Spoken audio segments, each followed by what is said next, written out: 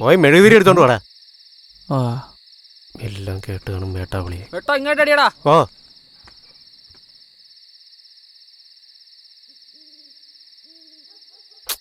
കിട്ടിയേ? കിട്ടി. പെട്ടെന്ന് എടുത്തോണ്ട് വാ ഇങ്ങോട്ട്. വരുന്നു.